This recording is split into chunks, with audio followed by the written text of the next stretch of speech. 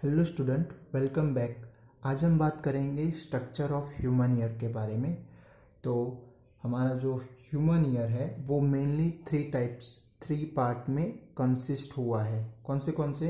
तो first outer part, फिर middle part and inner part. तो फर्स्ट ऑफ ऑल हम उनके पार्ट्स देख लेते हैं, कौन से पार्ट्स आएंगे। तो फर्स्ट जो आउटर मोस्ट हमारे ईयर का आउटर मोस्ट पार्ट है उसे क्या बोला जाएगा? पिना। ठीक है। फिर पिना के बाद जो एक tube like pipe like structure है, ठीक है, जहाँ से ये पिना के थ्रू जो साउंड होगा वो कलेक्ट होकर उसके अंदर जाने वाला है, तो वो कैनाल या फिर पाइप लाइक स्ट्रक्चर है, तो उसे क्या बोला जाएगा? ऑडिटरी कैनाल बोला जाएगा। क्या बोलेंगे हम उसे? Auditory canal. ठीक है। फिर ऑडिटरी कैनाल के बाद एक मेम्ब्रेन लाइक इलास्टिक मेम्ब्रेन आती है, उसे बोला जाता है ईयर ड्रम। ठीक है। फिर ईयर ड्रम के बाद स्टार्ट होता है मिडल ईयर। ठीक है। तो जिसके अंदर 3 टाइनी बोन्स, हमारे बॉडी के सबसे स्मॉलेस्ट बोन्स कहाँ पर आए हुए? हमारे ईयर के अंदर। और कितने हैं? 3 टाइनी बोन्स जो मिडल ईयर में आए हुए हैं, जो कौन से हैं? तो एक हो जाएगा हैमर, सेकेंड है एनविल और थर्ड है स्टीरअप। ठीक है। तो ये मिडल ईयर के पार्ट्स हो जाएंगे जो टाइनी बोन्स है। उसके बाद आता है फिर से एक सेकेंड मेम्ब्रेन जिसे बोला जाता है ओवल विंडो। उसे क्या बोलेंगे हम? Oval window. बट इसके पहले जो एक ट्यूब है इनर ईयर के अंदर, ठीक है, तो उस इनर ईयर की ट्यूब को बोला जाएगा स्टेचियन ट्यूब। ठीक है। फिर उसके बाद है ओवल विंडो के बाद जो स्ट्रक्चर है एक स्नेल लाइक स्ट्रक्चर, उसे बोलेंगे हम कोचलिया, जिसके अंदर फ्लूइड भरा होता है, उसके अंदर फ्लूइड कंटेन होता है। ठीक है। और उसके साथ जुड़े होते हैं ऑडिटरी नर्व्स। जो नर्व्स क्या करेंगे? जो साउंड की जो वाइब्रेशन है वो इस कोचलिया के लिक्विड के थ्रू जो एब्जॉर्ब हुई है, ठीक है, तो उसे फिर सेंस करके वो इलेक्ट्रिक सिग्नल में कन्वर्ट हुई जो साउंड है उसे ट्रांसफर करते हैं ब्रेन पर। ठीक है। जैसे ये वो काम किसका हो जाएगा? ऑडिटरी नर्व्स का। तो इसके पार्ट्स कौन से हो जाएंगे? तो पीना, फिर जो कैनाल है उसे बोला जाएगा ऑडिटरी कैनाल, फिर आएगा मेम्ब्रेन, जो इलास्टिक मेम्ब्रेन लाइक स्ट्रक्चर है उसे बोलेंगे ईयर ड्रम, फिर 3 टाइनी बोन्स हैमर, एनविल, स्टीरअप। ठीक है। और उसके बाद फिर से एक कोचलिया का स्टार्टिंग पार्ट पर जो स्टीरअप है वो भी एक मेम्ब्रेन के साथ जुड़ा हुआ है। ठीक है। तो उसे बोला जाएगा ओवल विंडो। ओके। फिर स्टार्ट होता है कोचलिया जो एक स्नेल लाइक स्ट्रक्चर है। ओके। और उसके बाद उसके साथ जुड़ा होता है ऑडिटरी नर्व्स जो इलेक्ट्रिक सिग्नल में मैसेज ब्रेन पर सेंड होते हैं, ठीक है, बाय ऑडिटरी नर्व्स के थ्रू। ओके। तो चलो अब वन बाय वन इसके पॉइंट देख लेते हैं और उसकी वर्किंग फिर बाद में देखते हैं। तो first of all year consist of 3 parts. कौन से year? Outer ear, middle ear and inner ear. ठीक है। तो ईयर क्या है? तो एक sense organ which help us in hearing sound. तो जो साउंड सुनने की हमारे पास एक सेंस ऑर्गन है वो क्या है? ईयर है। ठीक है। फर्स्ट ऑफ ऑल जो outer part is called, year का जो आउटर पार्ट है, ठीक है, जिसके थ्रू साउंड क्या होती है? कलेक्ट होती है, तो उसे क्या बोला जाएगा? पिना बोला जाएगा। It collects the sound from surrounding and this sound passing through auditory canal. और जो कलेक्ट की हुई जो साउंड है, यानी कि जो पार्टिकल्स के थ्रू जो वाइब्रेशन जो आती है, कौन से फॉर्म में? कंप्रेशन और रेफ्रैक्शन, तो वही साउंड की वाइब्रेशन को कलेक्ट करके वो ऑडिटरी कैनाल में पास करता है। ठीक है। कौन? पीना। ठीक है।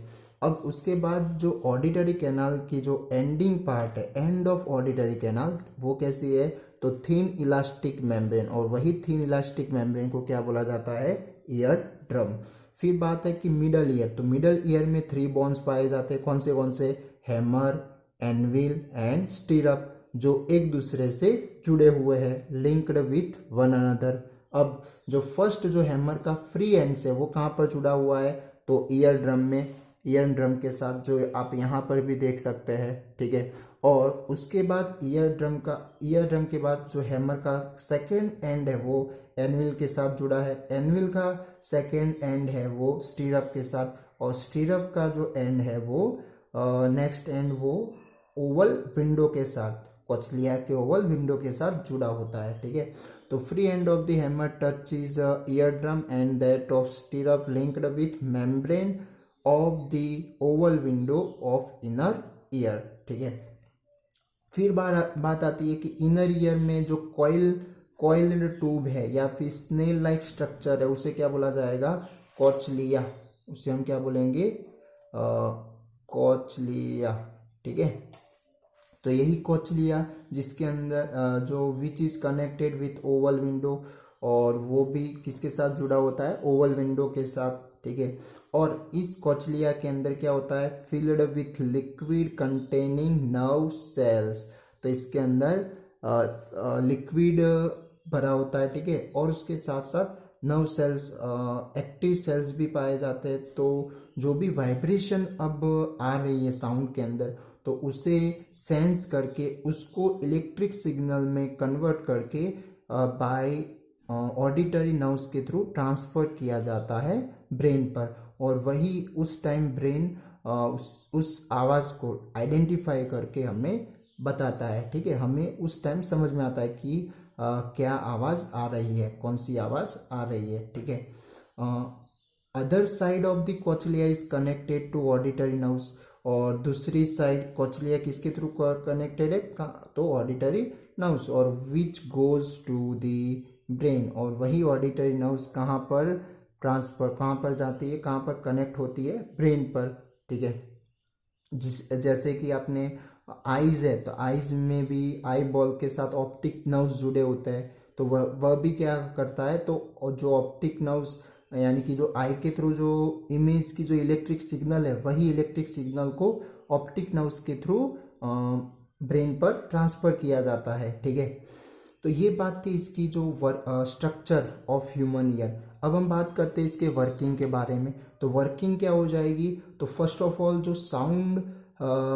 साउंड जो वाइब्रेशन के फॉर्म में, इट्स लाइक कंप्रेशन और रेफ्रैक्शन के फॉर्म में जो साउंड आती है, वो फर्स्ट ऑफ ऑल कहाँ पर इंसिडेंट होगी, तो पीना पर आई हुई सारी साउंड कलेक्ट होकर ऑडिटरी नर्व्स में, ऑडिटरी कैनाल में ट्रांसफर होती है। ऑडिटरी कैनाल के थ्रू वो ईयर ड्रम पर फॉल्स होगी। ठीक है, अब ये ईयर ड्रम पर फॉल्स होगी, तो ईयर ड्रम एक वन टाइप ऑफ मेम्ब्रेन है। ठीक है, तो वो मेम्ब्रेन होने की वजह से ईयर ड्रम क्या होने लगेगा, वाइब्रेट होने लगेगा। अब ये वाइब्रेशन किस तरह से उसके अंदर होगी, तो जब हमें पता है कि पार्टिकल के बीच में प्रेशर अप एंड डाउन, यानी कि प्रेशर कंप्रेशन के वक्त प्रेशर हाई हो जाता है, रेरफ्रैक्शन के वक्त रेरफ्रैक्शन के वक्त जो प्रेशर है वो लो चला जाता है। ठीक है, तो उस टाइम जब कंप्रेशन वाला जो रेजिन मेम्ब्रेन के ऊपर फॉल्स होता है, कौन सी मेम्ब्रेन, ईयर ड्रम पर, तो वो ईयर ड्रम कहाँ पर मूव होती है, तो डाउनवर्ड। कहाँ पर मूव होगी, यानी कि इनवर्ड। ये मेम्ब्रेन है वो कहाँ पर मूव होगी, इनवर्ड की ओर। कब, जब कंप्रेशन वाली रेजिन उसके ऊपर फॉल्स होगी तब, और जब रेरफ्रैक्शन वाली होती है तो फिर से क्या हो जाती है, आउटवर्ड। ठीक है, तो इस तरह से मेम्ब्रेन, ये ईयर ड्रम है, वो कंप्रेशन और रेरफ्रैक्शन की वजह से क्या होने लगती है, वाइब्रेशन होने लगती है। ठीक है, और वही वाइब्रेशन फिर ये जो उसके साथ कनेक्टेड जो बॉन्स है, 3 टाइनी बॉन्स, उसमें वो ट्रांसफर हो जाती है, और ये टाइनी बॉन्स क्या करते हैं, उस वाइब्रेशन को हाई एम्पलीट्यूड में कन्वर्ट करके, यानी कि उस वाइब्रेशन को और ज़्यादा बढ़ा के क्या करते हैं, वो आगे की ओर ट्रांसफर करते हैं, और वो कहाँ पर ट्रांसफर हो जाएगी, कोचलिया के अंदर बाय ओवल विंडो के थ्रू। ठीक है, तो ये जो टाइनी बॉन्स होते हैं उनका काम हो जाएगा एम्पलीफाइड करना, वाइब्रेशन को क्या करना, एम्पलीफाइड। इट मीन्स उनकी जो कैपेसिटी, या फिर उनकी जो हम जैसे कि एम्पलीट्यूड जो क्या होता है, लाउडनेस के लिए होता है, यानी कि आवाज़ बड़ा करने के लिए, तो यहाँ पर एम्पलीफाइड का भी वाइब्रेशन को बड़ा बनाने के लिए, बराबर हाई बनाने के लिए ये किसकी अरेंजमेंट या फिर कौन से स्ट्रक्चर पाए जाते हैं, तो ये 3 टाइनी बोन्स, ठीक है। फिर ईयर ड्रम के बाद वो हैमर में ट्रांसफर होगा, हैमर के बाद एनविल, स्टीरअप, स्टीरअप के बाद ओवल विंडो, और ओवल विंडो के बाद वो ट्रांसफर होती है वो वाइब्रेशन जो लिक्विड में स्प्रेड हो जाती है, ठीक है। और वही जो स्प्रेड हुई हुई जो वाइब्रेशन है, ठीक है, या फिर एब्जॉर्ब हो जाती है लिक्विड के थ्रू, तो वो फिर डिटेक्ट करते हैं उनके अंदर के सेल्स, या फिर हेयर लाइक स्ट्रक्चर होता है वो सेंस करते हैं, ठीक है। और वही सेल्स जो है वो उसे इलेक्ट्रिक सिग्नल में कन्वर्ट करके ऑडिटरी नर्व्स के थ्रू ब्रेन पर ट्रांसफर किया जाता है, और फिर हमें पता चलता है कि क्या आवाज़ हमारे ईयर पर आ रही है, ठीक है। तो ये बात थी यहाँ पर वर्किंग के लिए। तो ये हमारा जो स्ट्रक्चर ऑफ ह्यूमन ईयर था, तो आप कुछ इस तरह से फिगर ड्रॉ आउट कर सकते हैं, ठीक है, और उसकी वर्किंग और कंस्ट्रक्शन, ठीक है। अब हम कुछ एग्जांपल देख लेते हैं, जो हमने कुछ फॉर्मूलाज पूरे चैप्टर में देखे थे। तो फर्स्ट पहले तो फॉर्मूला क्लियर कर लेते हैं। फॉर्मूला कौन से थे, तो एक था स्पीड ऑफ साउंड, तो v is equal to lambda by time period, यानी कि जो डिस्टेंस था, डिस्टेंस में हमने क्या लिया था, लैम्बडा यानी वेवलेंथ, और टाइम में टाइम पीरियड, ठीक है। उसके बाद 1/t की जगह हमने न्यू रखा था, तो v is equal to lambda by nu, तो सेकेंड फॉर्मूला में ये मिली थी। फिर इको के अकॉर्डिंग जो डिस्टेंस की हमें फॉर्मूला मिली थी, तो वहां पर भी कुछ इस तरह का था, 2d is equal to v into T, ठीक है। क्योंकि ये जो डिस्टेंस होता है वो क्या होगा, जो टाइम हमें मिलता है वो कौन सा, तो जो सोर्सेस है या फिर जो ऑडियंस है, तो वहां से कोई भी पर्सन बोल रहा है, तो वो वहां से लेकर साउंड सामने सरफेस पर स्ट्राइक होकर वापिस जो आ रही है, तो उतना हम यहाँ पर टाइम ले रहे हैं, टाइम इंटरवल, ठीक है। तो वहां पर डिस्टेंस भी हमें डबल मिलेगा, जिसकी वजह से यहाँ पर डिस्टेंस डी की जगह हम क्या रखते हैं, 2d। और यही वाला फॉर्मूला किसके लिए यूज हुआ था, हमने देखा था इको रेंजिंग के लिए, जो बोट वगैरह में जो सोनार सिस्टम है उसके लिए हमने देखा था, ठीक है। तो चलो अब देखते हैं 1 बाय 1 एग्जाम्पल। तो फर्स्ट एग्जाम्पल है कि the sound waves has a frequency of 2 kilo hertz, तो हमें फ्रीक्वेंसी बोल दी है 2 किलो हर्ज। तो उससे पहले तो हमें फ्रीक्वेंसी के लिए हम सिंबल लेते हैं nu is equal to 2 kilo hertz, तो उसे हर्ज में कन्वर्ट करने के लिए क्या करना पड़ेगा, किलो का मतलब होता है 1000, तो वो हो जाएगा 1000 हर्ज, ठीक है। फिर बात है, और उसकी वेवलेंथ कितनी बोली है, 35 सेंटीमीटर। तो हमें फाइंड करना है how long will it take to travel 1.5 kilometre, तो 1.5 किलोमीटर उस साउंड वेव को ट्रैवल करने में कितना टाइम लगेगा। तो उसके लिए हमें क्या करना पड़ेगा, तो ये लैम्बडा जो सेंटीमीटर में दिया है उससे पहले मीटर में कन्वर्ट कर देते, तो वो हो जाएगा 0.35 मीटर, और जो डिस्टेंस हमें दिया है 1.5 किलोमीटर वो कन्वर्ट कर देंगे मीटर में, यानी कि इट मीन सारे हमने एसआई यूनिट में जो भी फिजिकल क्वांटिटी थे वो हमने एसआई यूनिट में कन्वर्ट कर दिया है। तो first of all formula apply करेंगे कौन सी, हमारे पास न्यू है और लैम्डा है, तो इसके ऊपर जैसे हमें स्पीड मिल जाएगी, ठीक है।